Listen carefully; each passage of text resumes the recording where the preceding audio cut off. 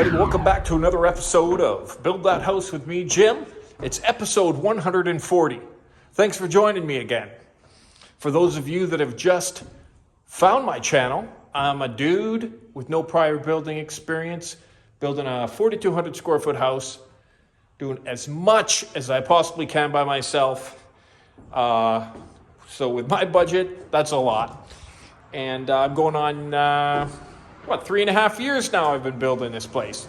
So thanks for joining me. We're going to learn a little bit about radiant floor heating pipe installation this episode. And as you can see, I've finished the upper floor here. It's completely done. And I'm just working downstairs on the main floor. So I'll set up the tripod and get a little video of me putting radiant floor heating pipe down. It's 1/2-inch PEX called oxy barrier pipe. Okay, so once again, this is the manifold mount. You've got 5 sends, 5 returns. This is the first send.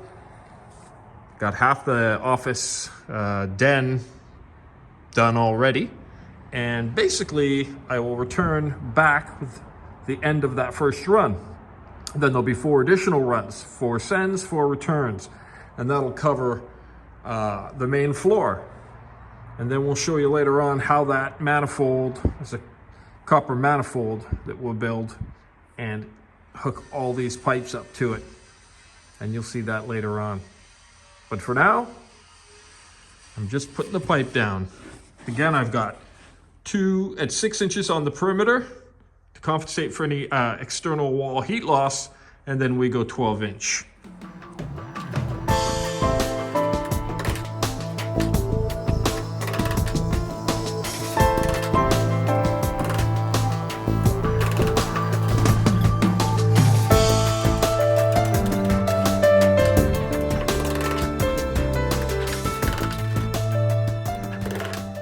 Here are called 1/2-inch PEX talons. They're called a talon because I guess they look like the talon of a bird. Little nail and a plastic thing, and you just nail your pipe down. Simple as that. No rebar or concrete reinforcement steel necessary.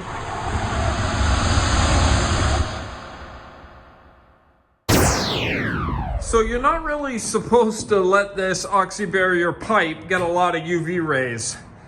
So I just put some leftover roof membrane on the windows to keep the light out. Probably have to clean that up a little bit too, but it's difficult to know. It's difficult to know how long it'll be before they pour it. So a couple weeks of sun on it, probably not a good idea. So we'll just we'll keep the sun off of it. Get that UV out of the way. This product is called Lexel. It's absolutely fantastic for leaks in your roof. I'll show you how to apply it. You have a situation like this here. You want to apply a bead of the Lexel. It's like a very thick, clear silicone. Take your finger, lick it, pat it down. Just like that. So easy to apply. Save you a lot of money in roof repairs or having a professional re-lick your finger if necessary. That just stops it from sticking to your finger. And there you go. This stuff is fabulous. I highly recommend it. Lexel. All right, folks, ladies and gentlemen, I got the main floor done. And man, that was the hard one on the back. Every 2 feet, you're nailing a clip down. I nailed down approximately 2,700 feet of pipe on my hands and knees. Nailing down, moving, nailing, moving, nailing, moving, bending, holding, nailing, moving. Oh my goodness. Hard on the back. Anyway, I got the island, no heat there. No heat where the kitchen stuff goes. No heat in the pantry, where the fridge is going, where the, I guess, fireplace is going. Stuff like that. A few closets have no heat, but that's the way it is.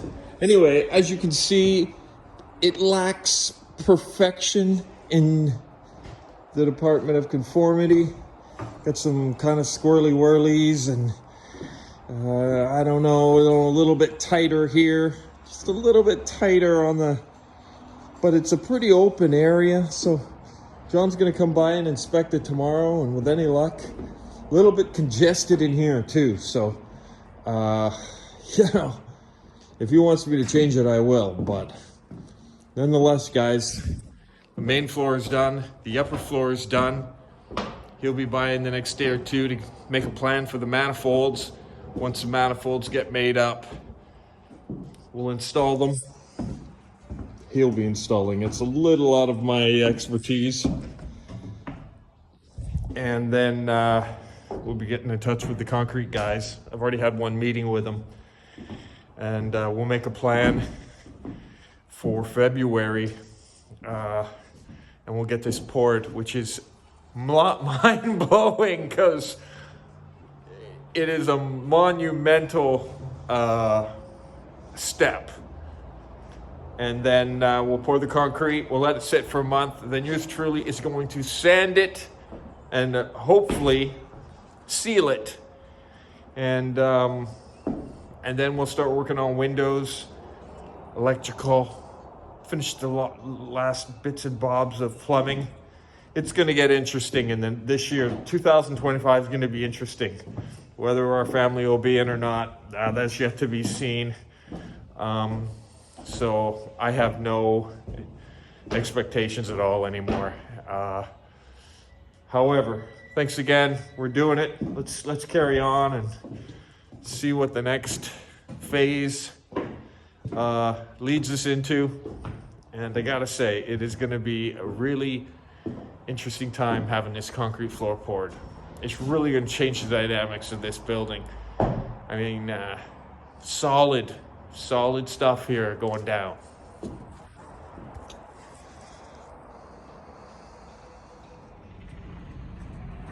Well, here we are at ye old brush place. Look at the size of this eagle, you guys. The size of this bird.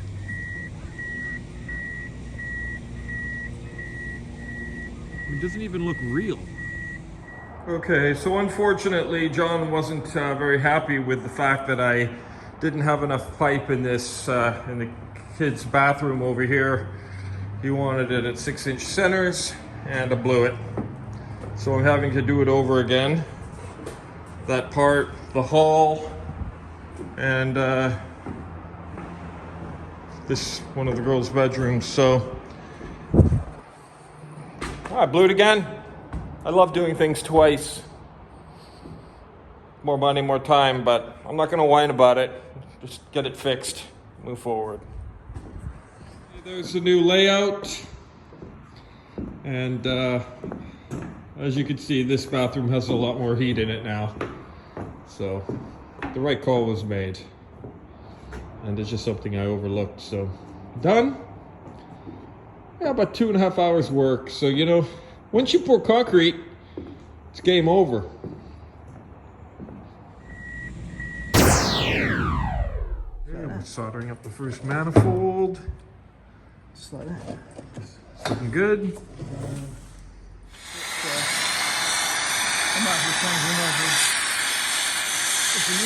What we got done so far.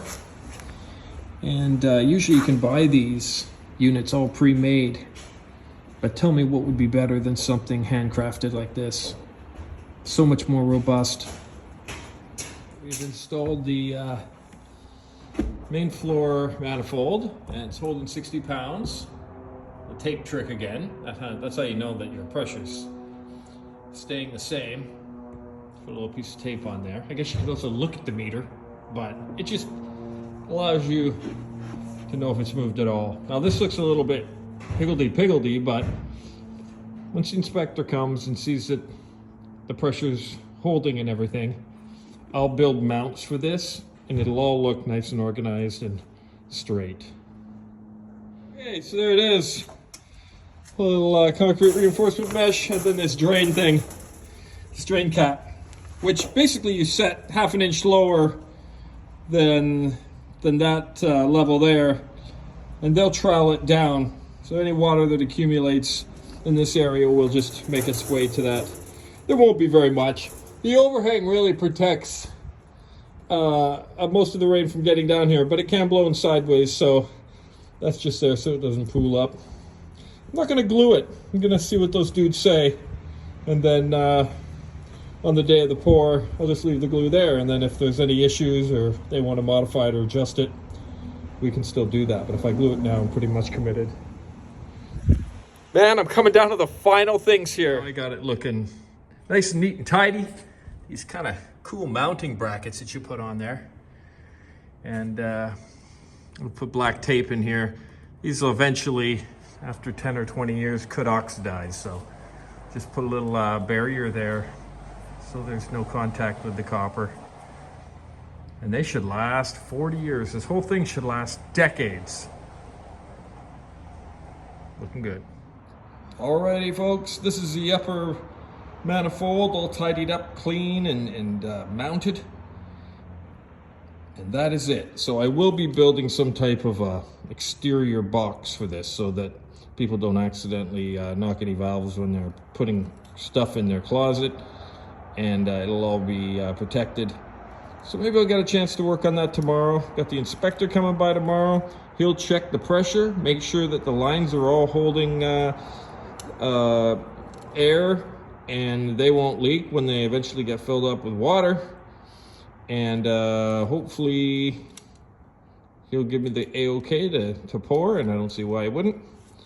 Anyway, folks, that is the end of this episode. Thank you for joining me again. I know it was a long haul since the last episode, but it's been a bit of a grind. Next episode is going to be epic. We got the concrete dudes coming, and they're supposed to be the best in the business locally here. So I'm really looking forward to it. It's going to be a 2-day pour. 1 day for the top floor and 1 day for the other floor, the main floor. Thanks for joining me. We'll see you next episode.